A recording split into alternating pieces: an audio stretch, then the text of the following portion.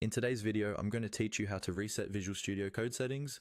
Sometimes after trying out lots of extensions or changing a bunch of preferences, your editor can start behaving in ways you don't like, or it just feels messy. Resetting your settings is a great way to get back to a clean, almost fresh install experience without actually reinstalling Visual Studio Code. In this tutorial, I'll walk you through a simple, safe way to reset your user settings using the editor itself. First, open Visual Studio Code on your computer. Look in the bottom left corner of the window for the small gear icon.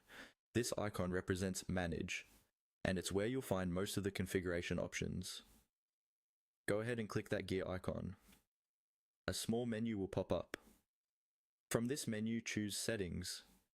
This will open the main settings view, which is where you usually adjust things like font size, theme, and other preferences. By default, you'll probably see a graphical list of settings with search and filter options. At the top right corner of this settings view, you'll see an icon that lets you open the settings in a JSON file. It usually looks like a small document with a curved arrow or a similar symbol.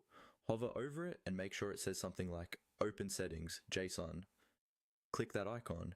This will open a file that contains all your custom user settings in a code-like format. Now, this part is important. The JSON file you're looking at contains key value pairs that tell Visual Studio Code how to behave.